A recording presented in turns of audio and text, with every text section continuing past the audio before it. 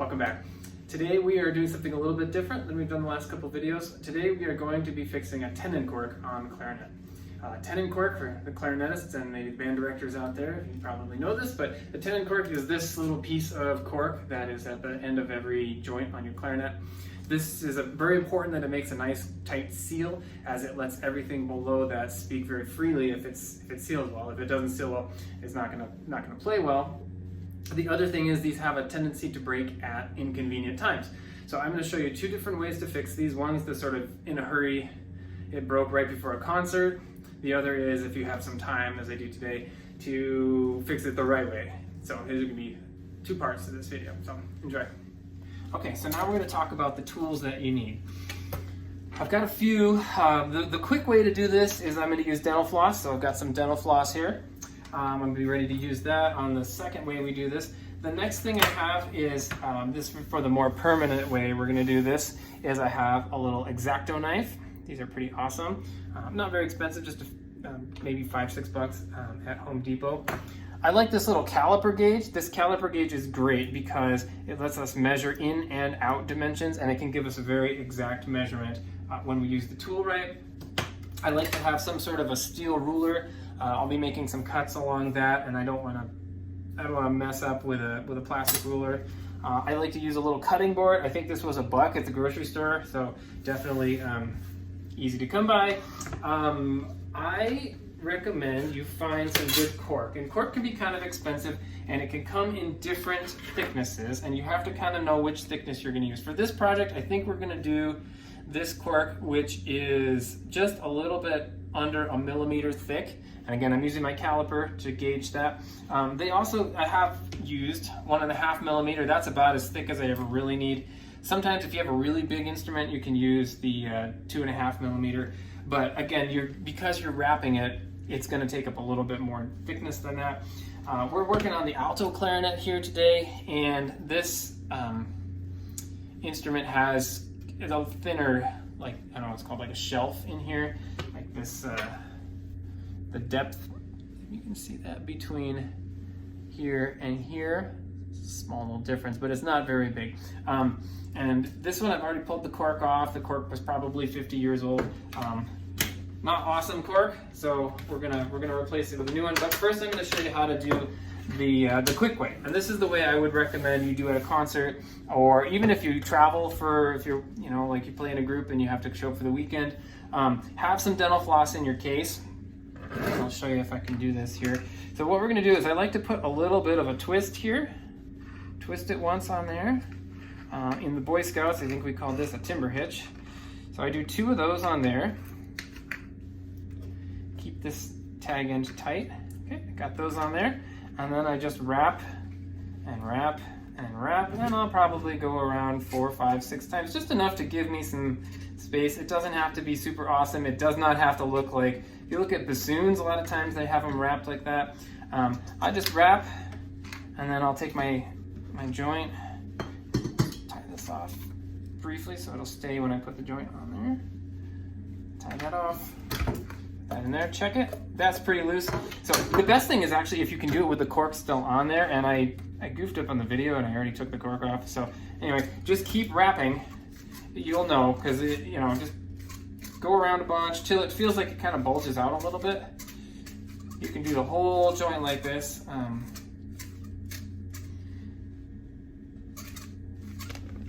I like the what do they call it? The ribbon or tape floss. I don't know what they call this one. It's like not the ropey kind. It's just a little bit thicker. That would work pretty well. Okay, you'll feel it if it doesn't resist a little bit. You need to keep wrapping. Okay, and then to finish that off, just give a few more wraps here, and then I'm going to take this right off here. But I'm going to do the same thing again. Take my fingers, put a little twist. I think the fly fishermen have a different name for this knot. I just take a little twist. It's just like tying flies if you've tied flies before, which is fun. You should do that as well. Do that, cut it off. Test your joint again, and great. With all of these, always play test it. I'm going to be changing this one out, so it doesn't really matter. But always play test it and trim off these tags so it doesn't hang out and get in your pad cups or whatever. But super easy once you get it done. that's the quick way. Okay, well now you got to get that off of there. And if you've tied it off like you should, it's going to take a little bit, or you can just take your knife, make a few quick incisions here, and it should just peel right off all this little ticker tape. Just peel that off. There you go. Okay, so this is the way I would do it if I, you know, a lot of times if you're a band director, your students will come up to you right before the concert, they'll say, my cork broke, what do I do? And it's like, if you've got the cork on there, leave as much of the cork as you can, just wrap it up with the dental floss, and then you'll be good to go for the concert. It's not a great, perfect, long-term solution, but it does work in the short term. So let's talk about the permanent fix. This is the way you want it to be when you're just, it'll look like when you bought the clarinet. So first thing is get all the cork off there. I've already sanded it down a little bit. What I want to do is take my caliper, and again, I'm going to measure, this is the inside, these little prongs inside there, that's the dimension I'm looking at. I don't know if you can, there's kind of a glare in here. Inside is measuring just under, just a little over 13 millimeters. So what I'm going to do is take my, I'm going to use my thinnest cork on this one, because I think, with that being so shallow, I think I'm going to have to sand off the least amount. And that's always the goal. I want to sand off the least amount. So as I said, it's a little under 13, and that's on the outside. So make sure when you measure this, you're measuring the outside of these, not the inside. I've definitely messed that one up a bunch, and you'll know because you put it on and it'll look too small. So I'm going to make a little incision here with my knife. I kind of measure out, oh, I don't know how long is this. This kind of length strip usually works pretty well. Measure out about, it's like 3 3/4 inches. There'll be plenty to go around on this. While we're talking about it, cork you can buy just about, well, it's a little hard to come by, I suppose, but a good music shop usually has some you can buy off the repair person there. I think I bought this at Hill Music. You can also go online to a place called Music Medics, and you can buy just an assortment pack of cork. Okay, so I have the thing marked here. You can either use a really fine tip pen, or in this case, I'm using the X-Acto knife. Just make a mark at the beginning, at the end, and then connect them with the ruler. And if you have a little bit of extra, it's not a big deal. You can shave it off. You just want to try to connect the dots. Make a quick incision. Make a quick incision this way.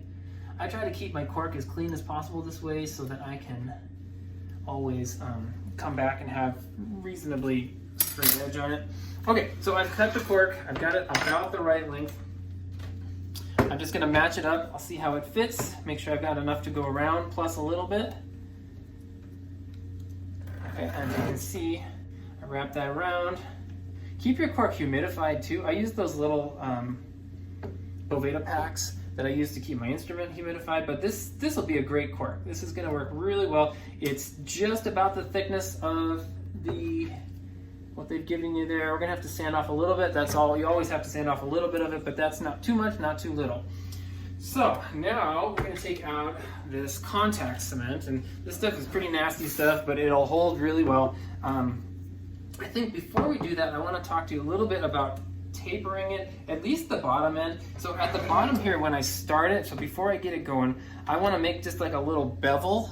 I don't know if you can see right here. So I'm just going to take some sandpaper, and I'm just going to cut a little bit of a bevel on the bottom just by doing this. I want it to kind of, I'm breaking the cork, so I'll use the other end. It's a little bit tricky to do. And I'm even going to label this so I can make sure I get it right, because you're going to do the top the same way too. Just take it, scrape off a little bit. I've got this, looks like a Dremel. You can use a Dremel if you have one. Actually, this is, we used to have a dachshund. We tried to cut her nails with it. But basically, you just get a little Dremel tool like this. You can do it like this. Just want to file off a little bit of the bottom there. I'm going to put down here in the angle spreader.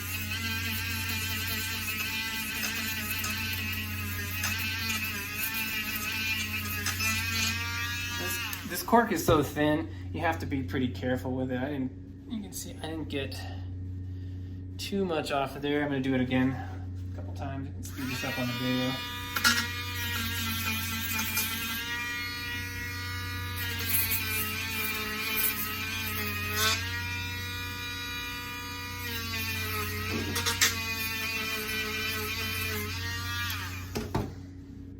That's better. This cork is pretty thin, so it's not going to need too much. Basically, it's just a little bit thicker than a reed would be at the tip. Okay, and this is the bottom. So I marked it at the bottom because that's where the taper is going to go. So now I'm going to take this contact cement and I'm going to open it up. And again, this is pretty gross, nasty stuff, but it works really well. And once you get it there, it doesn't move. So you actually have to be really careful where you put it. But what I want to do is just spread as much as I can along this. Try to keep it off your fingers if you can. It peels right off once you get it going. I'm not going to do the whole way because I know I don't need the whole cork. I definitely don't need the whole thing. So I'm going to put that like that to dry. You have to let it cure. It takes about 15 minutes, and then I'm going to do the joint up here. You can cut this with, I think it's called xylene. Again, that's like in the paint section at the hardware store. I just use it straight. I don't do enough of these to like need to make it. This jar will last me forever. It does spread a little bit easier when you cut it with that, but you can just use like half the bottle and then fill it up with the xylene, and then it'll go. So if you can see now, see how it's pretty shiny? We're going to come back in about 15 minutes, and that's going to be a little bit duller color. And then I'm going to attach the two, and I'll show you how to sand it down and get it to stick. So we'll be back in about 15 minutes. Okay, we're back. It's been about 15 minutes, and you can see that the glue has gotten a lot less shiny. You know, you can kind of see it's a little shiny still, but both surfaces look like they've cured the recommended 15 minutes. Now this is the tricky part. Once you put this on there, it's not coming off. Okay, so you have to start all over and wait another 15 minutes if you mess it up. So don't mess it up. So I'm going to do this very carefully and very slowly so that I can get it right the first time. But you don't want to have any like loops in it or bubbles in it. And you also want to make sure you line it up exactly right the first time. Just go very slowly. Once you get it started, it usually goes pretty quickly, but I just gotta make sure. So I'm just kind of putting it down, I'm twisting. Very careful. Again, you're gonna mess up, that's okay. You're learning. Just try not to learn when you're needing to have a concert in 5 minutes from then. It doesn't go too well if that's the case. Do be careful too. I cracked the cork a little bit. It shouldn't be too big of a deal, but that's definitely a weak point where the cork could break in the future. So I'm just kind of push that down as much as possible. And so notice I've got this little tag end that's kind of sticking out here. What I want to do is look at that dimension and see where it overlaps. I need to put just a scotch more glue on there because that didn't quite get enough glue on there. I'm not going to do the 15-minute wait, but I do want to make sure that I can tack as much of that down as possible. Again, the more you do this, the easier it'll be, the faster you'll pick it up. It's not awful, but I just want to kind of dab a little bit inside there. If you're really, really concerned, I'm gonna have to let that sit and dry, so I'll have to come back in 15 minutes. So I just put a little dab inside there. I'm just gonna smear it around in there, and once that cures, I'll stick it down, and then I'll be right back. So I'll see you in 15 minutes. Okay, we're back again. Give it 15 more minutes, let it set. Again, if you just shellac that whole thing with the contacts and then let the whole thing dry. I didn't do the tag end, but you just have more to trim off when you put it down. So I'm going to lay this down. It should stick really well. Great. Yep, that sticks right on there. That should be pretty good. Now, this you can see from the outside there. It's a little thicker over here. So what I'm going to need to do is sand that down. The first thing you want to kind of figure out is how much do you actually need to sand it down to, because you really don't want to take off any more than you have to, and it's hard to see on the camera, I suppose, but you look down in these lower places, there is a little bit of a lip, and depending on how big your joint is, yeah, that's totally going to catch. So you have to make sure you sand that down so it has a nice area it can slide onto. So I'm gonna grab this guy. Again, if you have a Dremel, this will work. This is a dog nail trimmer with a little rounded tip on it. And what I'm gonna do is just fire this up. I'm just gonna kind of buzz around in here first and make this pretty seamless. And then I'm gonna go around and do this other side. So I'm gonna put this on time lapse, and you kind of see what I'm doing a lot faster.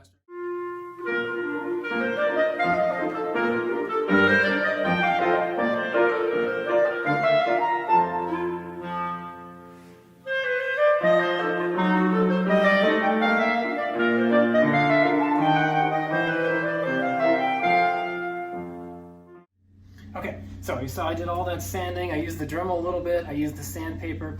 Basically what I'm trying to do is make this, first step is get this where it overlaps, get that to feel nice and smooth.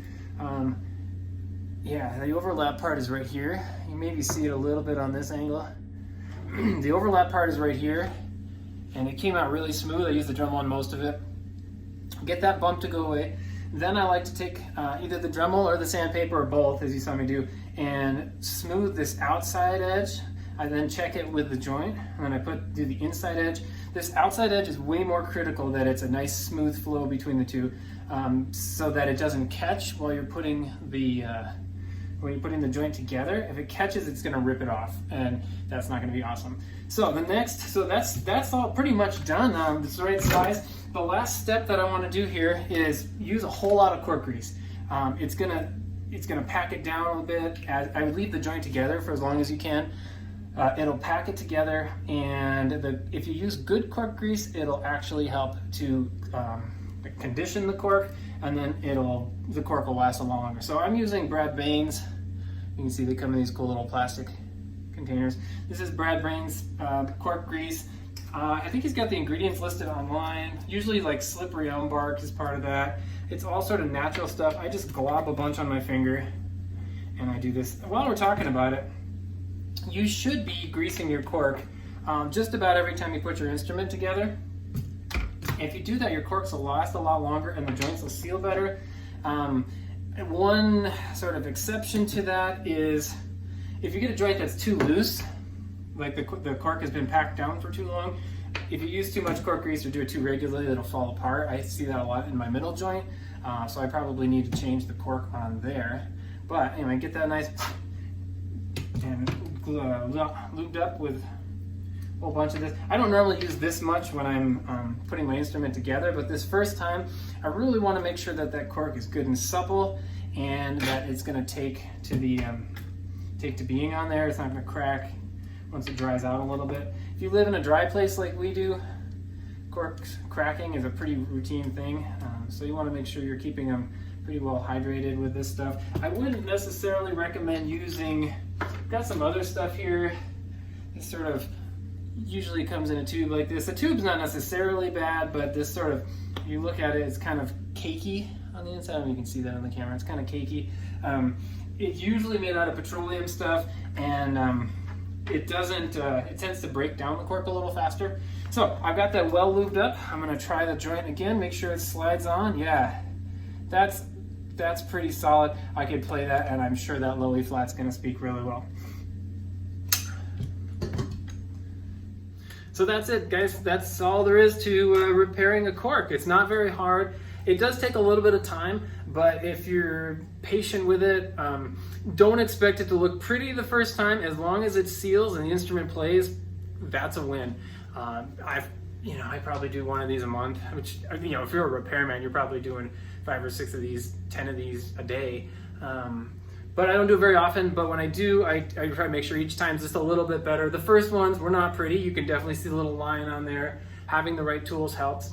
But as always, if you have questions, comments, you need help with some of this kind of stuff, just let me know. Send me an email, joshuamitz@caspercollege.edu. Be happy to help you with this stuff. I can recommend a couple good repair people to you. Some of my good friends are repairmen, and they do fantastic work, way better than I do. And I send my stuff to them unless it's an emergency. So anyway, hope you like it. If you do, again, I like to know that you're out there. So like, subscribe, share it with your friends. this is just, I really just want to help people, so hope I can. So anyway, hope your joints stick together real well, and we'll see you next time. Thanks.